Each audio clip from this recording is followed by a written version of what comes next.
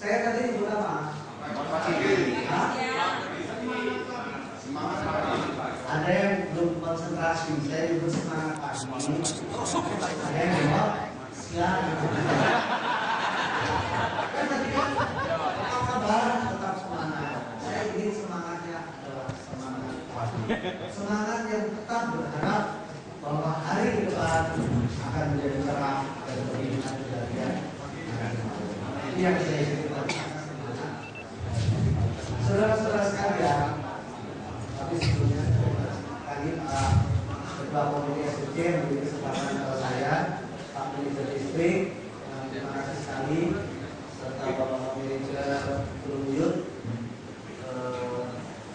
Ada Ratu dan Devi, serta Pak Manajer SDM yang hadir di tengah kita.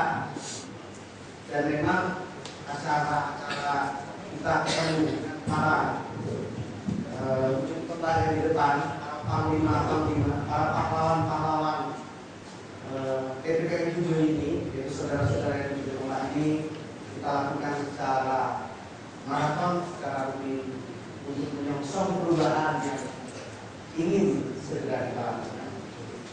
Namun sebelumnya saya ingin berbagi pengetahuan kita mengenai posisi kita sebagai TPKN 7 itu di mana sebetulnya saat ini. Sebelumnya saya ingin menggambarkan bahwa Anda di sini adalah 200 berapa orang ini Pak? 250 orang di antara hampir 17.000 pekerja TPKN 7, di mana TPKN 7 adalah satu perusahaan perkebunan milik pemerintah yang tersebar di 3 provinsi, dari ujung Bergen sana sampai ujung ke Tahun sana, ujung utara Tahun. Bayangkan betapa besarnya perkebunan negara yang bernama PPKN 7 yang kita tinggali. Dan Anda adalah 250 orang di antara 17.000 yang tidak semuanya berkesempatan untuk saling berbagi pengetahuan, saling duduk seperti ini dengan kita semua di sini. Dan Anda adalah 250 ini di antara 250 orang ini. Kemudian supaya Anda lebih yakin di mana sih posisi PPKN 7 ini, maka kalau kira-kira 5-10 tahun yang lalu mungkin PPKN 7 itu masih kecil. Kalau dijajarkan dari PPKN 1, 14, PMI dan sebagainya, mungkin berada di urutan kelima dari bawah kerendahan. Maka saya ingin memberikan kabar gembira kepada Anda semua bahwa pada saat ini PPKN 7 merupakan perkebunan perkebunan negara yang termasuk 3 besar. Ini hal yang sangat membanggakan dan sangat menggembirakan kita semua. Nah, ini siapa yang bekerja? Tentulah kita semua. Keberhasilan yang diraih oleh PPKN 7 adalah keberhasilan kita semua. Tapi ini ada tapinya. Anda kan sudah tahu bahwa kita tidak besar. Ada yang ingin tahu nggak tahun lalu berapa? Ingin Pak. Ya. Ada yang sudah tahu? Belum. Mestinya Anda tanya Pak Manajernya dong. Pak Manajer, tahun lalu labanya berapa? Tahun ini berapa?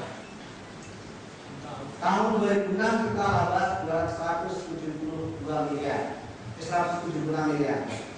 Tahun 2007 kita laba 252 miliar. 252 miliar itu nolnya berapa kira?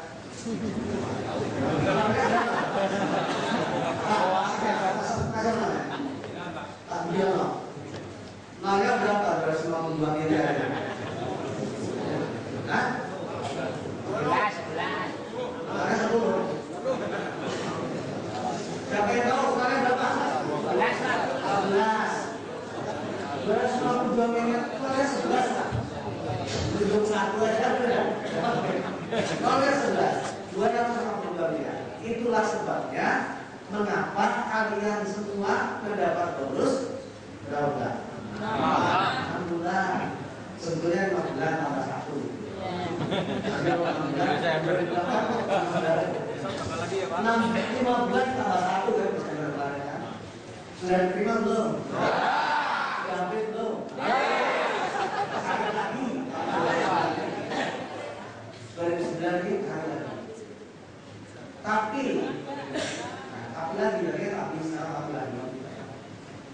2008 posisi 2007 tidak bisa kita capai seperti tahun 2007. Produksi naik dari tahun lalu. Anda sudah lebih bergairah, semangat sudah lebih. Tetapi satu hal yang tidak bisa kita elakkan adalah harga jual komoditi yang dihasilkan menurun drastis. Tadi Pak Bambang sudah menjelaskan yang karet bahkan sebelum Lebaran itu harganya $3. $3 itu kira-kira 300.000. Ketika sebulan kemudian harganya sudah jatuh menjadi sekarang ini 1, sekian dolar, belum sampai 1,3 pun belum sampai. CPO yang tadinya pernah tembus 9.500 sampai 10.000 sekarang tinggal 5.000-an. Nah, itu yang menyebabkan tahun 2008 ini agak mengalami penurunan dari segi. Artinya memang kita harus menghadapi realita kenyataan yang seperti itu. Turun. Tapi 2009 mau nggak ada banyak turun lagi dari kemarin? Tidak mau. Bonusnya mau dikurangi nggak? Mau kan? Gajinya mau dipotong nggak? Anda supaya tahu semua bahwa tahun 2008 kemarin 74.000 orang di PHK gara-gara krisis global. Di PPP 7 namanya belum pernah ada yang di PHK gara-gara masalah krisis. Kalau dia melakukan pelanggaran itu lain soal. Yang di PHK karena krisis banyak, makanya belum ada. Dan alhamdulillah jangan sampai kita melakukan PHK gara-gara krisis keuangan. Harga jual terus turun seperti itu. Pertanyaannya, tadi kan Anda dipotong gajinya, enggak, dirumahkan, enggak mau, di PHK juga tidak. Jadi apa yang harus dilakukan? Kita harus bekerja lebih keras dan kita harus menghadapi realita perubahan. Ya, nah maka dari pagi Pak Bambang, Pak Nadi tadi mengatakan kita harus berubah. Satu hal yang paling dibenci di dalam kehidupan bekerja ini, di dalam kehidupan dunia itu adalah orang yang merasa enak, cepat puas. Orang bilang kerja itu harus menghindari lebih 3 as, harus mengarah kepada 5 as dan menghindari 3 as. Orang bekerja harus 5 as. Yang pertama adalah keras, kerja keras. Yang kedua cerdas, kerja pintar, gitu ya. Kemudian yang ketiga kerja tangkas, gesit. Ibarat nyetir mobil, hati-hati kalau tidak tangkas ketabrak dari belakang atau masuk jurang. Harus tangkas, juga harus tuntas. Tuntas itu artinya apa yang bisa dikerjakan sekarang harus selesaikan. Jangan kayak sinetron, sambungnya pun sampai bosan. Tapi kalau itu biasanya nggak bosan ya. Anak saya jam 7:30 itu sudah langsung disandingi nonton sinetron apa ya. Bintang filmnya sama itu terus, ceritanya juga kayak gitu terus, nggak selesai. Kita harus kerja. Yang kelima adalah didasari rasa ikhlas. Dan yang 3 as yang harus hindari adalah yang pertama malas. Kita bekerja dengan bermalas-malasan. Yang kedua adalah culas. Culas itu tidak jujur, entah korupsi uang, entah korupsi waktu, entah korupsi apalah. Culas. Dan yang ketiga adalah cepat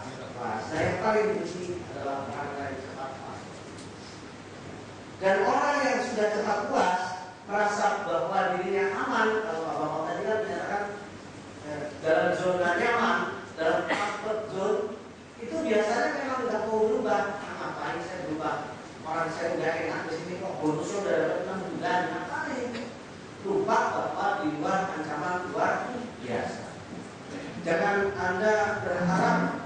Saya ingin, tadi kan saya katakan yang cerita bagusnya ya, bahwa BPN 7 itu adalah ketika BPN 7 labanya sudah luar biasa. Tapi saya ingin menyatakan jauh-jauh kepada saudara-saudara sekalian, kalau tahun 2009 ini nanti Anda tidak dapat bonus 6 bulan, Anda jangan protes. Karena yang pertama yang menentukan bonus itu bukan saya. Yang menentukan bonus, ya, saya memperjuangkan sama teman-teman yang di atas pemegang saham, menteri, memutuskan. Kalau ternyata ada penurunan dari tahun 2007 misalnya, 2008 turun, ya kita terima pada itu. Kita terima.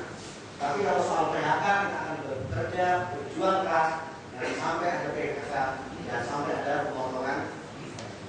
Nah, orang yang dalam zona nyaman inilah yang rasa-rasanya harus berubah. Ya kayak gini loh.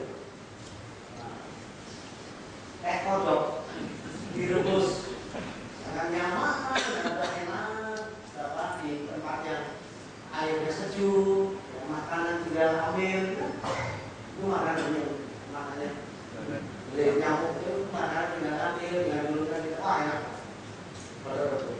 Tapi dia lupa bahwa di bawah itu ada api yang siap merebus kalau itu ya. Ya terasa, ulama dingin, hangat, atau yang hangat. Tiba-tiba air itu mendidih dan kodoknya mati. Makan.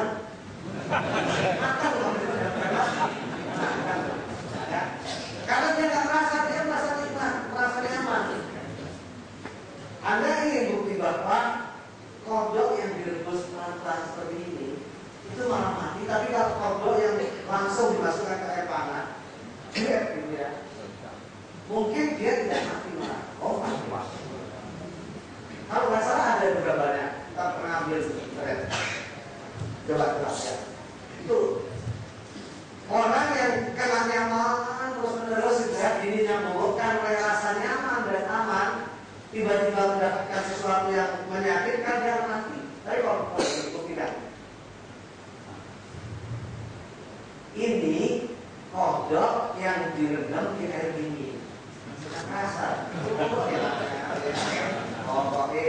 itu angin ngopi, tapi kita bolu kan, terus enak, enak kan lama-lama.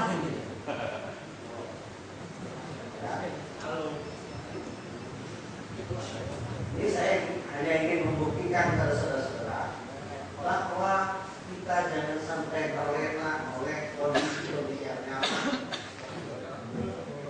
Bukan naik terus.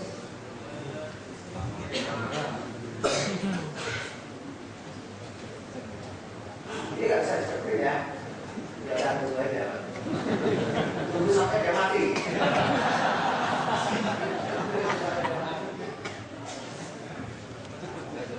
Ya ini nggak lompat ini.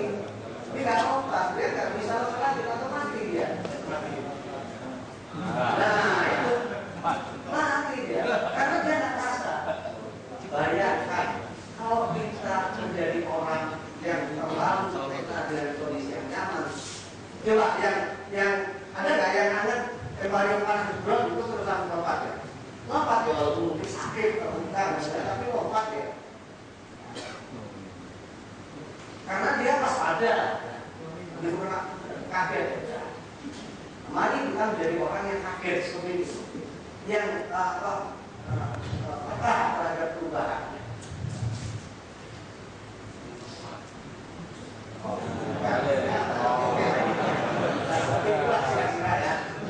Jadi orang-orang yang berada pada zona nyaman sulit, padahal dunia kita gratis. Padahal dunia kita dari sekarang yang baru tadi Bapak menggambarkan betapa kita menggambarkan satu pemandangan gunung, di depannya ada sawah, ladang yang menghijau, seolah-olah waktu tidak berjalan. Enak betul. Tapi di sebalik itu, kita juga menghadapi realita yang Mumbai. Orang manusia kacau balau, bersaing, bersikut-sikutan, berebut hidup, berebut energi, berebut udara bersih, udara jernih, hanya sekedar untuk bernapas. Saking padatnya manusia, saking banyaknya kepentingan yang berada di tengah-tengah kehidupan manusia, begitu susah. Dan kita juga menghadapi seperti itu kan. Tadi, kenapa harga jual dari turun? Ya karena produksinya banyak, tapi yang beli tidak banyak, sehingga produksi akan turun karena sangat banyak pesaing kita. Coba kalau yang menghasilkan sawit ini cuma PPK 7, bayangkan berapa juta kilo CPO itu kan? Nah itu persaingan. Maka kita harus sadar ancaman-ancaman seperti itu. Karena dunia kita sudah dunia yang baru. Dunia kita betul-betul dunia yang berubah dari yang lalu. Ini kok gak enak ya?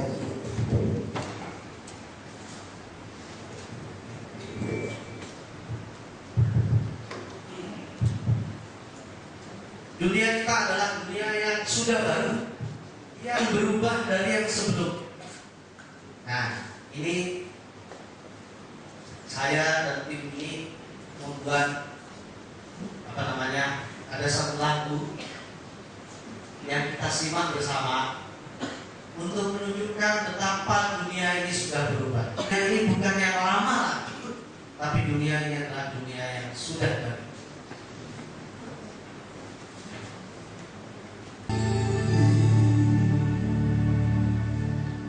Nah, itu sekedar kita bahwa kita itu sudah menghadapi dunia yang baru. Jangan sama saja yang lagunya bagus banget, maka kita buat video klipnya gitu. Saya beritahukan kepada Anda, saya Banul Joko itu sampai jam 2, jam 3 malam ngarang kayak gini. Untuk menciptakan seperti ini kita persembahkan khusus untuk pekerja PTPN 7 yang luar biasa, agar menjadikan kita menyadari bahwa dunia ini memang sudah berubah, sudah baru. Tadi Pak Bapak bilang dalam zona nyaman, kemudian juga tanpa harapan. Kita tidak usah panik bahwa kita labanya turun dari yang lalu. Tidak usah panik bahwa harga jual turun. Yang penting asal kita kuat, maka insya Allah PTPN 7 ini akan menghadapi hari-hari yang lebih baik. Anda lihat, kalau Anda lewat ke satu tempat, kemudian melihat ketika ada angin kencang, ada pohon yang tumbang, Anda biasanya bilang gimana? Kalau Anda lewat ke satu tempat, ada pohon besar tumbang, angin besar tumbang, Anda biasanya ngomongnya apa? Kalau Bapak ngomongnya apa? Pohon tumbang, angin besar tumbang, biasanya bilang gimana? Bukan, maksudnya kenapa ya kok tumbang? Ini kan tidak ada pohon besar, angin, puting beliung, tumbang. Minggu yang lalu juga Jakarta di Jalan Simatupang. Beberapa menit sebelum itu, sebelum saya lewat itu, angin puting beliung. Pohon-pohon tercabut sampai tiang listrik, roboh, kaca-kaca semua pecah semua. Pohon yang tumbang, angin puting beliung, pohon tumbang. Kalau ada orang tanya, kenapa pohon itu tumbang? Jawabnya gimana? Yang musibah Allah. Maksudnya apa? Bagus sekali jawaban. Bagus sekali jawab. Biasanya kalau ada angin kuat seperti itu terus ada pohon tumbang, ditanya kenapa pohon tumbang? Oh kemarin kena angin kencang, gitu kan? Paling mudah kita mengatakan kemarin kena angin puting beliung, angin kencang dan sebagainya. Kita kadang lupa menjawab bahwa pohon itu nggak kuat nahan angin.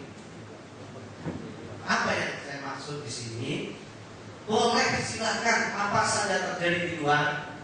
Boleh harga karet $1, harga sawit 5.000, 4.000 rupiah, silakan. Yang penting PT PN 7 adalah perusahaan yang kuat. Harga sawit boleh 5.000 silakan, tapi harga pokok sawit saya punya cuma 3.500, saya masih 1.500, gitu. Yang penting bahwa kita harus menjadi kuat agar supaya kita bisa menghadapi goncangan. Maka kita harus punya harapan. Tapi jangan harapan tidak harapan, tapi harapan dengan perjuangan. Sebab orang yang tidak punya harapan tadi mau berubah ngapain, saya berubah, saya tidak punya harapan besok nanti ngapain lah. Ada pasien datang ke dokter, pasien laki datang ke dokter, dokternya nanya, Pak, Bapak ini sakitan kayak gini. Iya dok, saya bilang sakit. Bapak merokok enggak? Enggak dok. Makan makanan enak-enak enggak? Enggak saya. Terus suka minum minuman keras? Enggak juga dok. Terus suka main perempuan? Ya, enggak juga dok. Nah, ngapain lagi pergi ke dokter? Dokternya bilang, ngapain lagi bapak ke dokter? Ini nggak mau, udah nggak punya harapan. Maksudnya tetap harus ada supaya kita bisa berubah. Itulah ya. Yang penting bahwa kita harus menjadi perusahaan, kita harus kuat dan kita harus kuat.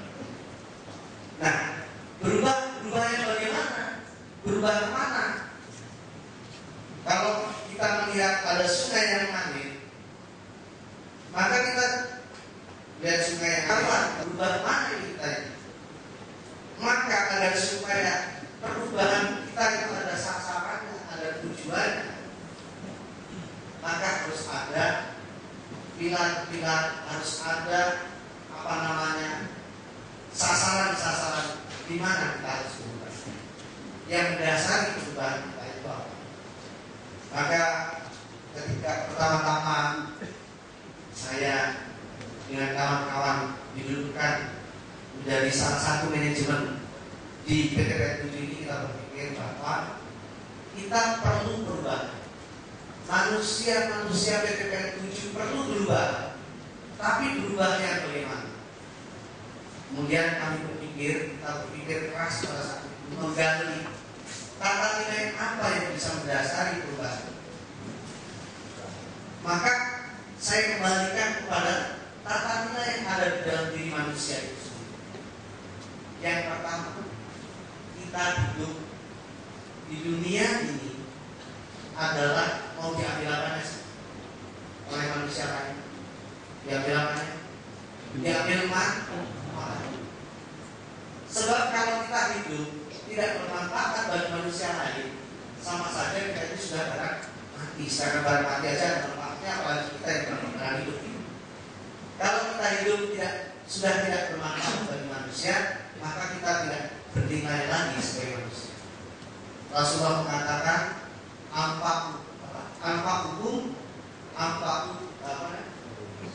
khairun nasi anfa'uhum lin-nas. Bahwa sebaik-baik manusia adalah yang paling bermanfaat bagi manusia lain.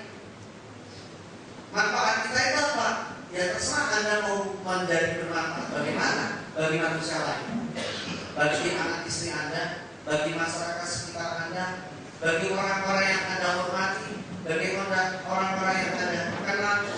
Manfaat apa yang Anda mau lakukan, silakan. Yang penting Anda harus bermanfaat bagi orang lain. Bahkan mengambil ranting yang berserak di tepi jalan agar supaya orang tidak tersandung, itu pun sudah suatu manfaat ibadah. Hanya ambil ranting di tengah jalan supaya orang tidak terserimpet, itu saja.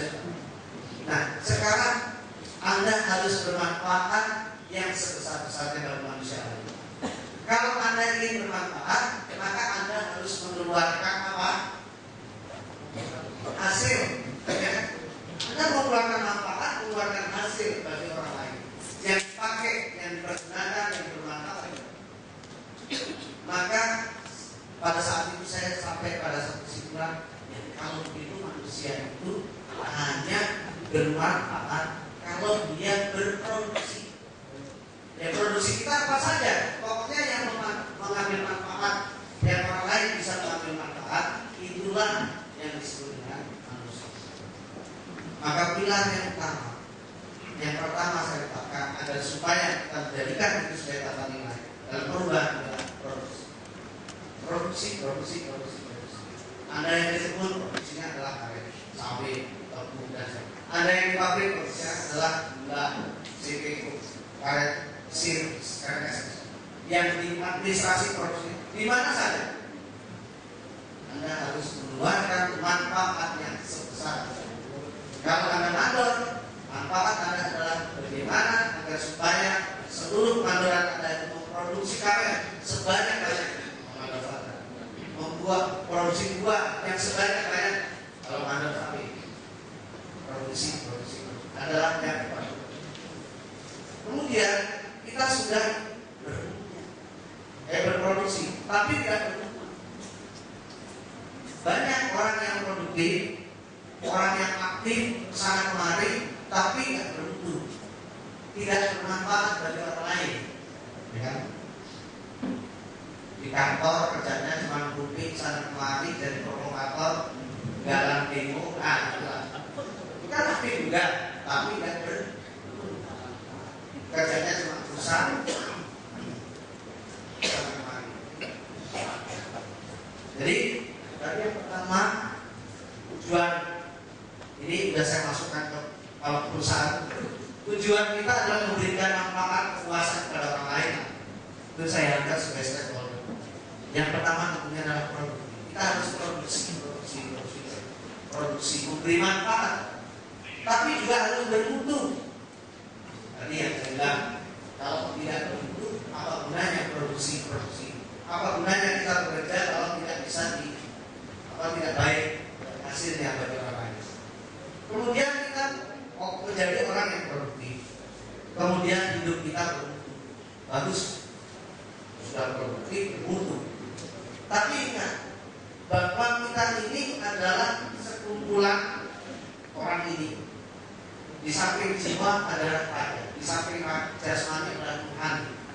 Yang harus kita organisasikan antara jiwa kita dengan raga. Kalau orang bilang kesanan korporesano, di dalam jiwa yang sehat terletak di dalam badan yang sehat terletak jiwa yang sehat. Sebaliknya juga sebetulnya di dalam jiwa yang sehat mudah-mudahan badannya juga sehat. Sebab kalau jiwanya tidak sehat, yang perlu kali badannya jadi sehat. Jadi tetap harus semangat. Inilah yang saya bilang harus diorganisasikan dengan baik, diatur, diorganisasikan. Yang ada dalam diri kita sebagai individu itu harus, orang bilang kalau bahasa kerennya namanya well organized. Setiap orang itu harus dapat mengatur diri di dalam diri. Saya punya kepala, saya punya tangan, punya kaki dan sebagainya. Ini bagaimana agar supaya saya atur, saya organisasikan sedemikian rupa supaya saya bisa produktif dan supaya saya tidak kehilangan hak. Nah, begitu juga di dalam usaha. Kita masing-masing sudah produktif dan bisa menghasilkan sesuatu yang sangat bermutu. Tapi kalau tidak dapat diorganisasikan dengan baik, yang mandornya ke kanan, yang mandor besarnya ke kiri, sihirnya pergi ke kota, nah, tidak diorganisasikan dengan baik, juga akhirnya rusak binasa. Nah, apa namanya?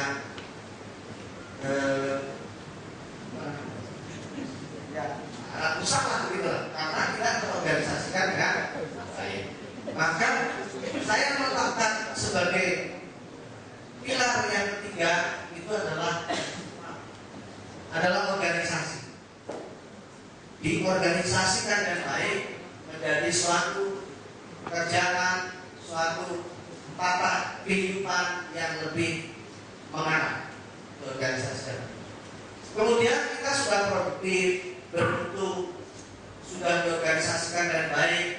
Yang mandor tahu bahwa dirinya adalah mandor, punya anak buah, dia hormat kepada atasannya, tahu peranannya sebagai seorang pimpinan, tapi juga tahu peranannya sebagai seorang bawahan. Sudah baik sekali organisasi. Tapi di dalam setiap jiwa individu, setiap pekerja harus ada semangat pelayanan.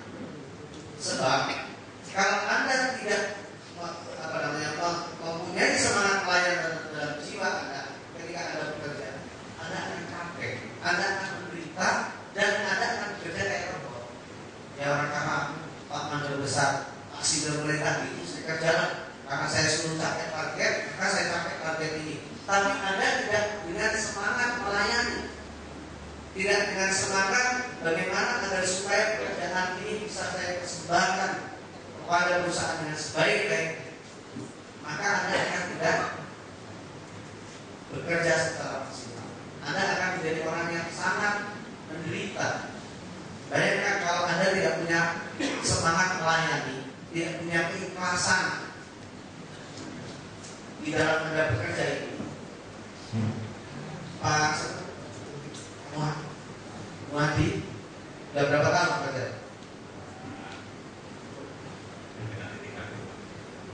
29 tahun Pak Muhadi. Bayangkan, bekerja di PT PN 7 ini sudah 29 tahun. Kalau beliau ini tidak punya semangat pelayanan, tidak punya rasa ikhlas di dalam dirinya, alangkah menderitanya. Ya kan? Anda sudah berapa jam duduk di sini? 4 lah ya. Bayangkan 4 jam duduk di sini, kalau Anda tidak ikhlas, pasti Anda panas matanya kan? Ikhlas ya? Ikhlas, pokoknya harus ikhlas. Kalau nggak ikhlas, bilang sama manajer Pak, saya nggak ikhlas. Tapi kalau Anda nggak ikhlas, pasti Anda menderita. Tapi untungnya Anda ikhlas. Dan saya juga kesini juga dengan ikhlas. Pak Bambang, Pak manajer bisnis, manajer unit usaha yang lain, Pak manajer SDM, kesini juga ikhlas. Kalau nggak ikhlas, pastilah hasil yang kita hasilkan tidak, atau hasil yang kita dapatkan tidak akan sebaik yang kita.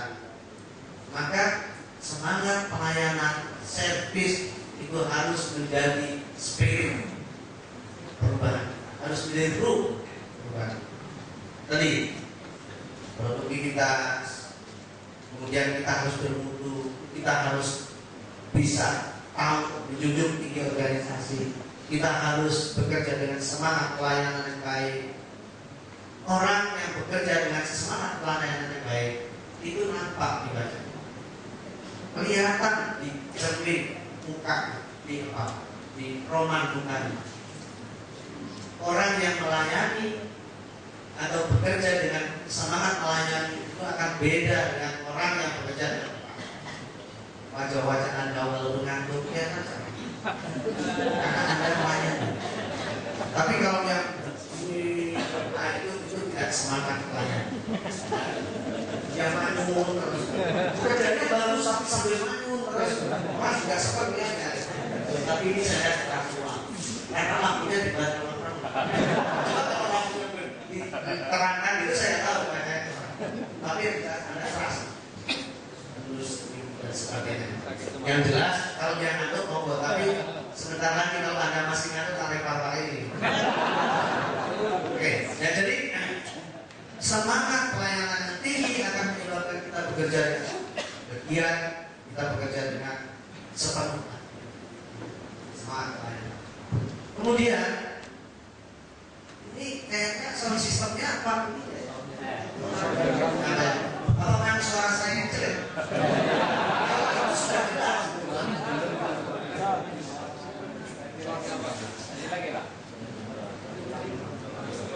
Ya, nah ini kan agak lebih merdu gitu suaranya kan.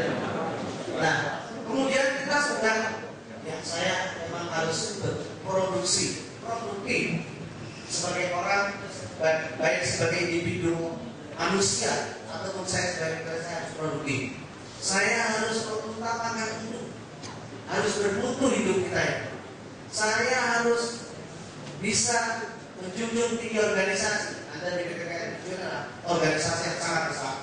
Ada dari mulai direksi sampai pada manajer, senior kepala dan sebagainya, dan ada mandor dan bawah. Anda sadar di mana saya berada. Kemudian kita harus sangat melayani, berjiwa melayani.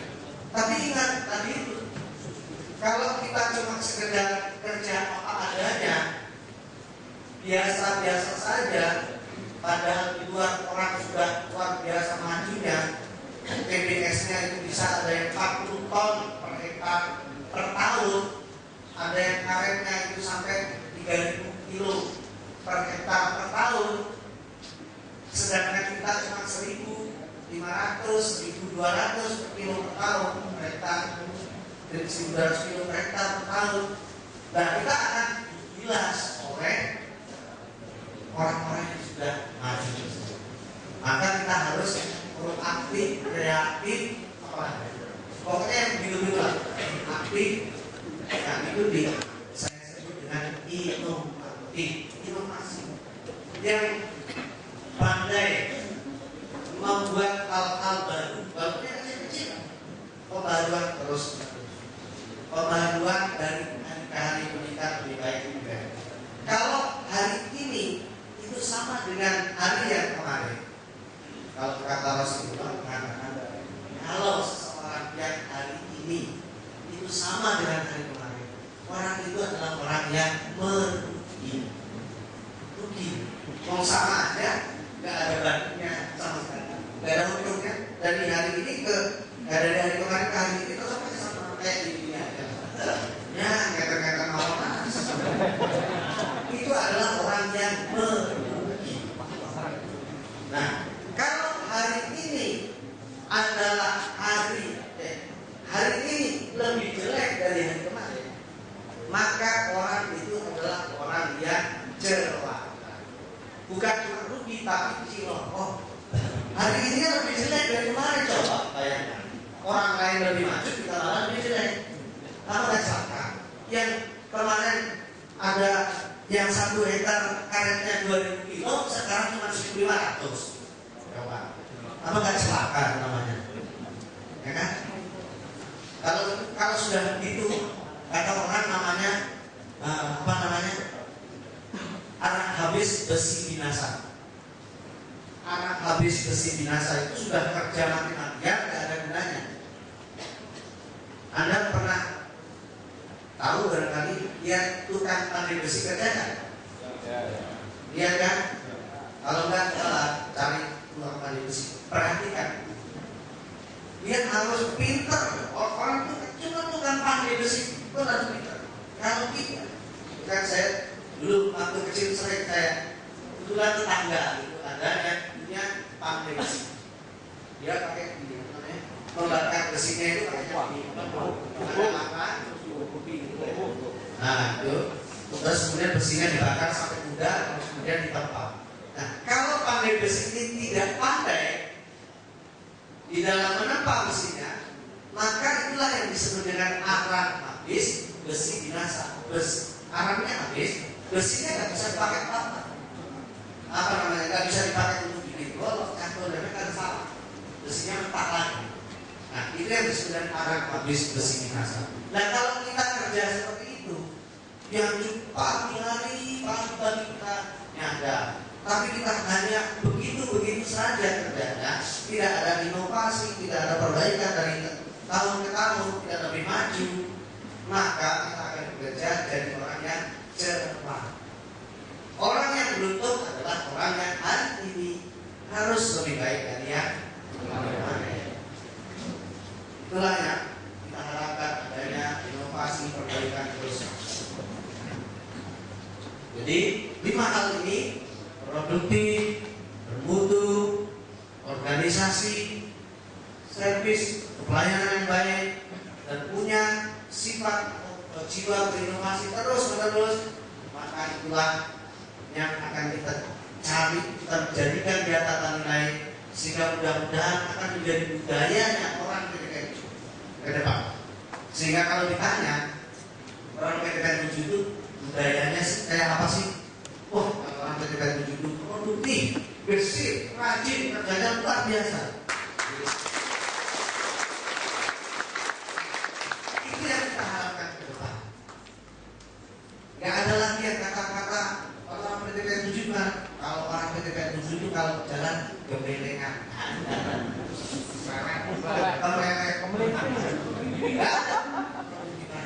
Dan melayani, sim service, pelayanan di mana saja, melayani atasan, melayani bawahan, melayani teman sekerja, melayani orang luar, sama saja kita melayani. Di sini ada sapa kan? Ya, sapa. Kenapa sih satpam itu memang harus menjaga keamanan? Tapi yang lihat-lihat proses semua orang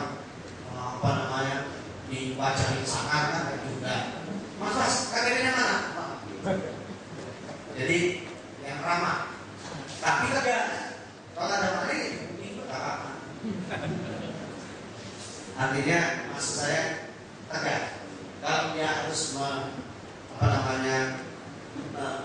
jaga keamanan, dia harus mempertahankan keberadaan eksistensi di kebun, dia harus tegas. Tapi bukan berarti dia tidak boleh ramah, tidak boleh dengan semangat melayani. Jadi 5. Kalau disingkat tadi itu, atau ini kata nilai yang mendasari the spirit of change, yang mendasari itu perubahan kita. Itu kalau kita baca dalam satu napas, seluruh insan PTPN 7 adalah orang-orang yang mengutamakan produktivitas, menjunjung tinggi mutu hasil kerja, sadar dan mampu berorganisasi, memberikan servis atau pelayanan yang terbaik, dan selalu berinovasi untuk pengembangan diri dan usaha. Nah, kalau kita sudah bisa menjalankan 5 kata nilai itu, wah luar biasa PTPN 7 kita kalau menjaga apa? Ya, karena semua individu, semua pekerja PTPN 7 ini memberikan pelayanan yang sebaik-baiknya seperti ini. Memberikan menjalankan tata nilainya, produktif, mutu, menjunjung tinggi organisasi dengan semangat pelayanan tinggi, selalu informasi, luar biasa. Anda adalah, saya katakan tadi, 250 orang yang akan mewakili para pekerja PTPN, mendahului, menjadi pionir perubahan dengan 5 hal. Maka kita kumpulkan kalian di sini untuk kita mengimplementasi produktif, bermutu, semangat organisasi yang tinggi, pekerja. Tadi sudah dikatakan perilaku yang baik yang mana, yang tidak baik yang mana. Kemudian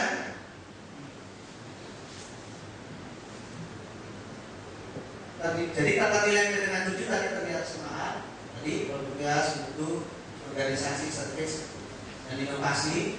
Ini kalau disingkat promosi. Ini untuk mempermudah mengingat, untuk mempermudah mengingat. Diharapkan ini akan menjelma kalau sudah dari tata nilai menjadi apa yang kita percayai, kita jalankan dari hari ke hari terus menerus. Kita menjadi orang yang produktif, bermutu, menjunjung tinggi organisasi, semangat pelayanan tinggi, terus berinovasi. Mudah-mudahan akhirnya menjadi budaya PTPN, akan menjadi suatu, kalau orang bilang corporate culture, suatu budaya. Saya tidak akan mengulas banyak-banyak. Ada 2 hal yang paling penting saya ulas. Pertama dalam organisasi, bahasa Inggris, dan nanti akan saya berikan beberapa hal bagaimana kita harus bekerja di dalam perusahaan yang sangat besar.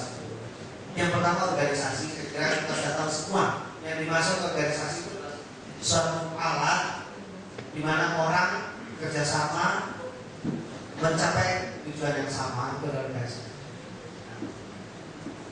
Anda tidak usah harus hafal bagaimana kaidah-kaidah organisasi. Yang penting kita jalankan. Artinya di dalam organisasi unsur yang pertama itu adalah ada struktur organisasi. Struktur organisasi tadi saya katakan ada direktur utama, direksi, direktur bidang, dan manajer bagian. Terus kemudian di unit ada manajer distrik, di bawahnya ada manajer unit usaha, sinder kepala, sinder mandor besar, mandor, penyadap, pemanen dan sebagainya. Atau kalau di pabrik ada kepala pabrik, mandor besar, mandor dan sebagainya.